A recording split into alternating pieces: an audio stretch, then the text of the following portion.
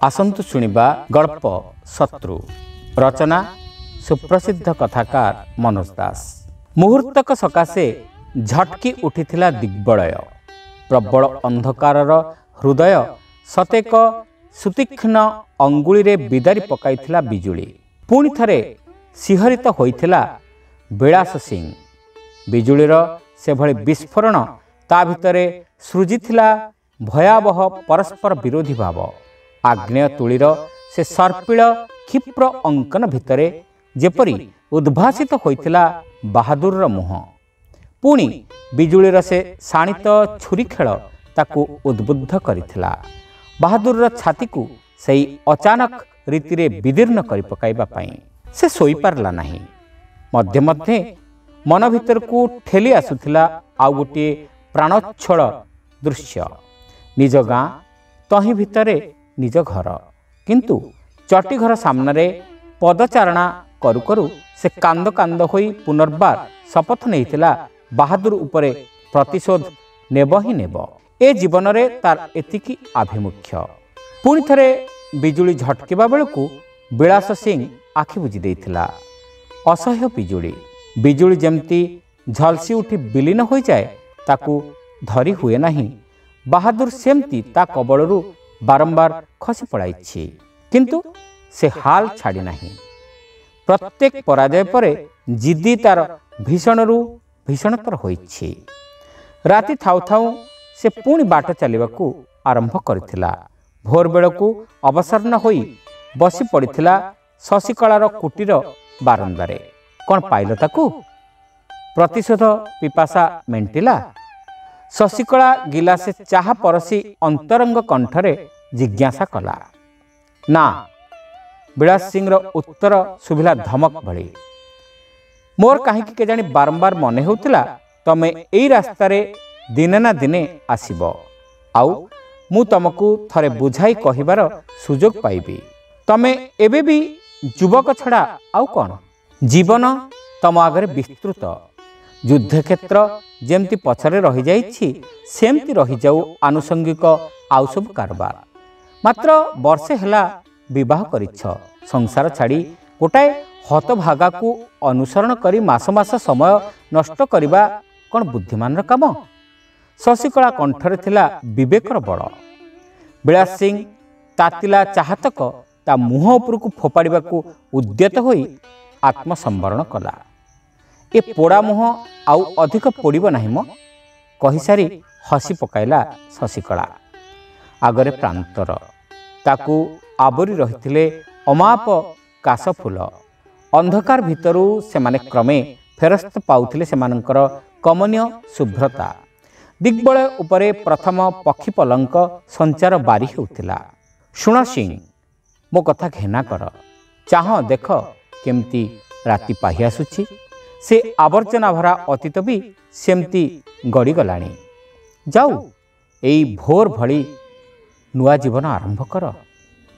कहू कहू शशिकला विलास सिंह कांधरे हाथ रखिथिला, किंतु विलास सिंह छाटी देला से हाथ और उठी पड़िला। चाहतक शेष करी जाओ, शशिकला अनुरोध कला। एथर विलास सिंह हसिला। सेथिरे थिला घृणा और विद्रूपर नाटकीय समावेश। शशि, तम मुहरे ए अनुरोध शोभा पाए नहीं। मनीषर ओठ पाखरू गिलास छड़ाई नेबा तमर धर्म। सुमति पाखु मते भिड़ी नहीं जाइथिल तमे। जेतेबेले सुमति मोर सारा सत्ता को आवरी बसिछि सेतिक बेले तमे ता पाखरे आनी बाहादुर को भिड़ाइल। से बज्जात मंत्र करी छड़ाई नहीं गला सुमति को। हस जेमती प्रजापति टीए भली विलास सिंह मुहरु चटकिना उड़ी जाइथिला और बसी पड़िथिला शशिकला ओठरे। किंतु सेठारे से हस दिसुथिला बहुत चहट। तमे अभियोग करुछ सिना सिंह, किंतु से अभिशप्त समय रे मोर भूमिका कौन थिला से कथा तमे भूली जाउछ। जेतिकी आदर करी तमको दिने सुमति पाखकू नेइथिली सेतिकी आदर रे दिने बाहादुर को भी नेइथिली। तमको मने पकाइबा दरकार नाही जे तम आगरू सेमती आहुरी केते जनकू नेइछि। मो मनोभाव समस्तंक प्रति थिला समान। सुमतिर भी सेया हब बोली आशा करथिली, किंतु हतभागिनी मते निराश कला। से बाहादुर पालरे पड़गला। बिचारा बुझीपारा नहीं तार जो जीवन से काहारी पालरे पड़ा किते मारात्मक भूल। थरे पड़िले पुणी पड़िब। सेते बड़ भूल पाई प्रायश्चित नकरी तार आउ गति कौन थिला तमे जानिछ निश्चय। शशिकला कणई करी अनेला। जानिछि बाहादुर ताकू हत्या करिबा दिन ही जानिछि। शशिकला पुणी थरे विलास सिंह पाखकू लागी जाइथिला। ता पिठी आउंसी देई कहिला जेउ कथाटी जानि ना हो सेतक कहि दिए। तमे जे बाहादुर को मारिबा को खोजुछ सेईटा से सुमति को नेई जिबा जोगु जेतिकी नुहे सुमति को से मारिथिबा जोगु ताठारु बेसी। सुमति को मारि पकाई ता उपरे से तार शेष अधिकार साब्यस्त कला। तमे पारिल नाही। कदापि नुहे। सुमति को 10टा डाहाळ कुकुर छिड़ाई खाइथिले भी मु आपत्ति करि न थांती। विलास सिंह गर्जन कला।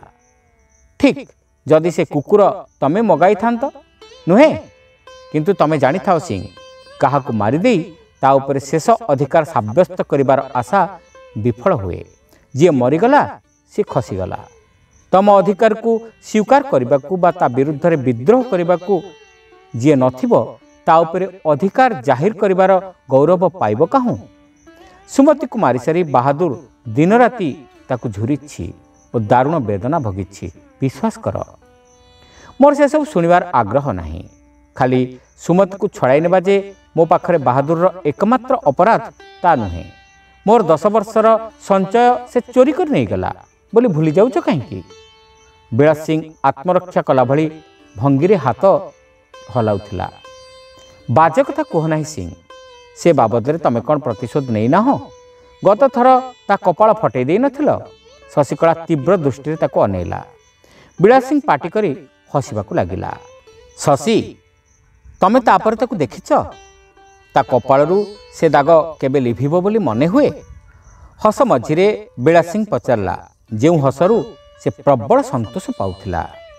ना ए जन्म रे नुहे। विलास सिंह हसी हसी बेदम हैला। लुगा भितरू अंटीरू बाहर कला तीक्ष्ण छुरी काटाए ताकू तोली धरला। अल्पालौकिक दिग्बलयर पट्टभूमि रे से गोटिक दिशिथिला विसदृश विभत्स। शशिकला हठात अत्यंत उदास अनुभव कला। संध्या सुधा विलास सिंह तार गंतव्य बजार उपकंठरे पहुंची पारिथिला। जदिओ एथर मात्र 5 मास हेब घरू बाहरी आसीछि आज हाथ पाहांता को आसी जाइथिबा ए साफल्य पछरे रहिथिला 5 वर्षर क्रमागत अनुसरण। से अनुसरणर इतिहास कम विरक्तिकर नुहे। केते थर प्रतारित हेबाकू पड़िछि केते थर शिकार ठीक सुत्ता व्यवधान खसी जाइछि। अवशेष आज विलास सिंह तार दीर्घ प्रयास पर एक स्वच्छंद इति लेखिबाकू जाउछि। एथर शिकार संधान जेतिकी निर्भुल होइछि शिकार मध्य सेतिकी अप्रस्तुत अवस्था रे रहिछि। विलास सिंह जाने बहादुर धारणा से बाहा होई नीड़ बांधी सबू पासर देइछि। अनेक प्रकार व्यवस्था माध्यम विलास सिंह निजे ही ता मनरे ए धारणा सृष्टि करथिला। राति प्रथम प्रहर रे से यथाविधि छद्म श्मश्रु लगाई निर्दिष्ट खटिरे जाई पहुंचिला। एक छोटिया होटेल सेठाकू आसे बहादुर भिन्न नामरे नियमित। से आसी पहुंचवा मात्रे बिना वाक्य व्यय बिना कालक्षय विलास सिंह काम शेष करने को प्रस्तुत हो रही। खटी पछपटे अंधकार से अंचल को हठात आलोकित करिबार व्यवस्था नहीं। से खसीजीव अक्लेशरे। बहादुर खटी साथी माने हत्याकारी को धरिबा पई उत्साह देखाइबे से कथा अविश्वास्य। तदंत हेबा अर्थ निहतर असल परिचय प्रकाशित हेब अर्थात तार खटी साथी मानकर मध्य। तेबे खसीजीवा पूर्वरु टली पड़ुथिबा बहादुर आगरे निज प्रकृत चेहरा थरे देखाई देबा जहा शेष काम। अन्य माने मद पिउथिले। विलास सिंह पीबार छलना करुथिला। ता दृष्टि निबद्ध थिला द्वार उपरे। क्रमे से अधैर्य होई उठुथिला। आहुरी अर्ध प्रहर परे 2 जन लोक क्लांत पादरे ठेली होई आसिले। सेमानक भितरु जनकू विलास सिंह चिन्हिथिला। से बहादुर बंधु। तारी जोगु गत थर बहादुर विलास सिंह हाथरू मरु मरु बंची जाइथिला। अन्य माने जिज्ञासु दृष्टि रे आगंतुक दुहिंक आड़ को अनाइले। ଅନୁଜ୍ଜଳ ଆଲୁଅରେ ବି ବୁଝି ହେଉଥିଲା ଆଗନ୍ତୁକ ଦୁହେଁ ଦିଶୁଥିଲେ ବିଷର୍ଣ୍ଣ। କ'ଣ ଖବର କେହି ଜଣେ ପଚାରିଲା। ଶେଷ ଉତ୍ତର ଦେଲେ ଦୁଇ ଜଣ ଯାକ। ସମସ୍ତଙ୍କ ପ୍ରତିକ୍ରିୟାରୁ ମନେ ହେଲା ସମ୍ବାଦଟି ଅପ୍ରତ୍ୟାଶିତ ନୁହେଁ। ତଥାପି ଅନେକ ଦୀର୍ଘ ନିଶ୍ୱାସ ଛାଡ଼ିଲେ ଓ ସମସ୍ତେ ଉଠିଲେ। ସେମାନଙ୍କୁ ଅନୁସରଣ କଲା ବିଳାସ ସିଂ। ଗୋଟାଏ ଅନିର୍ଦ୍ଦିଷ୍ଟ ଆତଙ୍କରେ ସେ ଘାରି ହୋଇ ପଡ଼ୁଥିଲା। ଅସମତଳ ରାସ୍ତାରେ ବିଶେଷତଃ ପାହାଡ଼ିଆ ଢିପଟାଏ ଚଢ଼ିଲା ବେଳେ ସେ ବାରମ୍ବାର ଝୁଣ୍ଟି ପଡ଼ୁଥିଲା। ଢିପ ଉପରେ ଗୋଟିଏ ଛୋଟିଆ ଘର। ସମସ୍ତଙ୍କର ସହ ସେ ମଧ୍ୟ ଭିତରେ ପଶିଲା। ଖଟ ଉପରେ ପଡ଼ିଥିଲା ଶବ। ଚାରିଆଡ଼େ ମହଜୁଦ ଅସମାପ୍ତ ଔଷଧପତ୍ରରୁ ସ୍ପଷ୍ଟ ହେଉଥିଲା ଲୋକଟି ବେଶ୍ କିଛି ଦିନ ରୋଗ ଭୋଗି ମରିଛି। କେହି ଜଣେ ଲଣ୍ଠନ ତୋଳି ଧରିଥିଲା। ଝଟକି ଉଠିଥିଲା ଶବ କପାଳର ଦାଗ। ଚିତ୍କାର କରି ଉଠିଲା ବିଳାସ ସିଂ, ଦାଗଟିର ସ୍ରଷ୍ଟା। ବାହାରକୁ ପଳାଇ ଆସି ଅଦୂରର ଅରଣ୍ୟ ଓ ଅନ୍ଧକାର ଆଡ଼କୁ ଅନାଇ ଅସହାୟ ଭାବରେ ସେ କଚାଡ଼ି ହୋଇଥିଲା, ରଡ଼ି ଛାଡ଼ିଥିଲା। ପାଗଳ ଭଳି ସେ ପ୍ରଳାପ କରିଥିଲା। ତା ବକ୍ତବ୍ୟର ମର୍ମ ଯିଏ ଚାହିଁଥିଲା ସେ ବୁଝିଥିଲା। ବଦମାସ ବାହାଦୁର ତାକୁ ଫାଙ୍କି ଦେଇ ଭାଗି ଯାଇଛି। ତାର 5 ବର୍ଷର ଅନବରତ ପ୍ରତିହିଂସା ପ୍ରୟାସକୁ ବ୍ୟର୍ଥ କରି ଶେଷରେ ପୁଣି ଖସି ଯାଇଛି ପ୍ରବଞ୍ଚକ। ଏବେ ସେ କରେ କ'ଣ? କେଉଁଠାରେ କିପରି ଭାବରେ ଚରିତାର୍ଥ କରିବ ତାର ଲେଲିହାନ କ୍ରୋଧର ଦାବି? ସେ ଉଦ୍ଗୀରଣର ଅସଂଲଗ୍ନ ଭାଷା ସିନା ଶ୍ରୋତାମାନେ ଶୁଣୁଥିଲେ, କିନ୍ତୁ ତାତ୍ପର୍ଯ୍ୟ କେହି ବୁଝୁନଥିଲେ। ସାରା ରାତି ସେଇ ଢିପ ଉପରେ ବସି ରହିଥିଲା ବିଳାସ ସିଂ। ନକ୍ଷତ୍ରର ଶୀତଳତା ନେଇ ଝରୁଥିବା କାକର ଅଥବା ଅନ୍ଧକାର ଅରଣ୍ୟର ନୀରବତା ନେଇ ବହମାନ ପବନ ତା ଭିତରର ଉତ୍ତାପର ଉପଶମ ଘଟାଇ ପାରିନଥିଲେ। ତାପରେ ଅନ୍ୟ ଏକ ସୂର୍ଯ୍ୟୋଦୟର ଅବ୍ୟବହିତ ପୂର୍ବରୁ ଅରଣ୍ୟ ଉପରେ ଦୃଷ୍ଟି ନିବଦ୍ଧ ଥିବା ଅବସରରେ ତାର ମନେ ପଡ଼ିଥିଲା ହିଡ଼ିମ୍ବ ବାବା କଥା। ଲୁଲୁର୍ଭା ଅରଣ୍ୟ ଓ ପର୍ବତ ସେଠାରୁ ବିଶେଷ ଦୂର ନୁହେଁ। ଆପଣା ଗାଁ ମୁଣ୍ଡରେ ପହଞ୍ଚିବା ବେଳକୁ ବିଳାସ ସିଂ ବହୁଦିନ ପରେ ନିଦ୍ରାକୁ ଅନୁଭବ କରିଥିଲା। ହିଡ଼ମ୍ବ ବାବାଙ୍କ ପାଖରେ 2 ମାସ ରହିଯିବା ଭିତରେ ପ୍ରତିହିଂସାର ପ୍ରଦାହ ପ୍ରଶମିତ ହୋଇଥିଲା ଠିକ୍, ତେବେ ଜିଦ୍ଦିର ଅବସାନ ହୋଇନଥିଲା। ସେ ଜିଦ୍ଦି ଅବ୍ୟାହତ ରହୁ ବୋଲି ବି ସେ କାମନା କରୁଥିଲା। ପ୍ରତିହିଂସାର ସୁଯୋଗ ଅଦ୍ୟାବଧି ରହିଛି। ହିଡ଼ମ୍ବ ବାବା ନହେଲେ ସେ ଭରସା ତାକୁ କିଏ ଦେଇପାରିଥାନ୍ତା? ତେବେ ଅପେକ୍ଷା କରିବାକୁ ପଡ଼ିବ। ବିଳାସ, ଗାଁ ଲୋକ ରାସ୍ତାରେ ଶଙ୍ଖୋଳିଲେ। ତୋ ମା କାନ୍ଦି କାନ୍ଦି ମଲାଣି କହ। ଆଉ ସ୍ତ୍ରୀ ଏମିତି ନିରିମାଖି ଝିଅଟିକୁ ଛାଡ଼ି ବାହାଘରର ବର୍ଷ ନ ପୁରୁଣୁ କେହି କେବେ ନିରୁଦ୍ଦିଷ୍ଟ ହୋଇପାରେ? କ'ଣ ଦୋଷ ତାର? ବିଳାସ ସିଂ ଏସବୁ ମନ୍ତବ୍ୟ ବର୍ଷା ଭିତରେ ମୁଣ୍ଡ ତଳକୁ କରି ବାଟ ଚାଲୁଥିଲା। ସ୍ତ୍ରୀର ଦୋଷ ହେଲା ସେ ତାକୁ ମାୟାରେ କାବୁ କରି ନେଉଥିଲା। ଆଉ କିଛି ଦିନ ସେମିତି କାବୁ ହୋଇ ରହିଲେ ହୁଏତ ହୃଦୟ ଭିତର ନିଆଁ ଲିଭିଯିବ। ସେଥିପାଇଁ ବେଳ ଥାଉ ଥାଉ ସେ କାମ ସମାଧାନ କରିବାକୁ ବାହାରି ଯାଇଥିଲା। ଚାଲ ଚାଲ ଘରକୁ ଚାଲ। ତୁ ସିନା ଠକ ଦଗାବାଜ, ତଥାପି ତୋ ପାଇଁ କେତେ ଅମୂଲ୍ୟ ପୁରସ୍କାର ସାଇତା ହୋଇ ରହିଛି, ଦେଖିବୁ ଚାଲ, କହିଲେ ଗୁରୁଜନ ପର୍ଯ୍ୟାୟର ଜଣେ ମହିଳା। କ୍ରମେ ନିଜ ଘର ବାରଣ୍ଡା ଆରୋହଣ କରିବା ପୂର୍ବରୁ ସେ ବୁଝିଥିଲା ଯେ ସେ ସମ୍ପ୍ରତି ପିତା ହୋଇଛି। ପୁତ୍ର ସନ୍ତାନର ମୁଖ ଦର୍ଶନ କରିବାକୁ ଯାଉଛି ସେ। ପୁଲକରେ ଶିହରି ଉଠିଥିଲା ବିଳାସ ସିଂ। ସେ ଅନାସ୍ୱାଦିତ ପୂର୍ବ ପୁଲକ ଯେପରି ଛାତି ଭିତରେ ଅମ୍ଳାନ ରହିବ, ବିଳାସ ସିଂ ସେଥିପାଇଁ ଯାହା ଦରକାର କରିବାକୁ ମନେ ମନେ ଶପଥ ନେଲା। ଅନ୍ୟ ସବୁ ଅନ୍ଧକାର, ଆବର୍ଜନା, ହିଂସା ପ୍ରତିହିଂସାର ପ୍ରବୃତ୍ତିକୁ ସେ ବିତାଡ଼ିତ କରିବ। ଘରର ଅନ୍ଦର ମହଲକୁ ତାକୁ ପାଛୋଟି ନେଲେ ଦଳେ ମହିଳା। ସ୍ତ୍ରୀ ଓଢ଼ଣାରେ ମୁହଁ ଆବୃତ କରି ଉଠି ପଡ଼ିଛି। ଦୋଳିରେ ଶୋଇଛି ବଡ଼ କମନୀୟ ମୁହଁ। ବିଳାସ ସିଂ ଉତ୍ଫୁଲ୍ଲ ହୋଇ ତା ପାଖକୁ ଭିଡ଼ିଗଲା। ହଠାତ୍ ଯେପରି ତା ମୁଣ୍ଡ ଭିତରେ ସହସ୍ର ବଜ୍ରର ବିସ୍ଫୋରଣ ଘଟିଲା। ସେ ଆଖି ଦଳି ଭଲ କରି ଦେଖିଲା, ନା, ଦୃଷ୍ଟି ଭ୍ରମ ନୁହେଁ।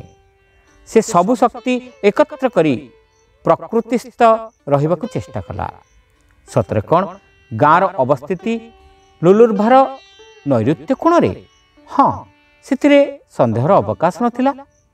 ତାନ୍ତ୍ରିକ ଜ୍ୟୋତିର୍ବିଦ ହିଡ଼ମ୍ବ ବାବା ବହୁ ଗଣନା କରି କହିଥିଲା मृत बाहादुर आत्मा प्रविष्ट हेब नैऋत्य कोणरे सद्य जन्म नेबाकु थिबा शिशु भितरे। द्वितीय गोटाए अर्थपूर्ण भयावह हस हसी से कहिथिला, पुनर्जात बाहादुर आड़े चाहिबा मात्रे विलास सिंह एपरि चिन्ह देखिब जहाँफल शत्रु को चिन्हिबाकू तार मुहूर्ते मध्य विलंब हेब नाही। महिला माने कुतुरकाली देई शिशु को हसाइबाकू चेष्टा करुथिले। विलास सिंह तृतीय थर पई चाहिला। बाहादुर कपाଳରେ से एकदा सृजिथिबा दागर अविकल कोमल संस्करण। विलास सिंह थरी थरी बसी पड़िबा अवस्था ही चेता हराइला। श्रोता बंधु, एठी शेष होला गल्प शत्रु।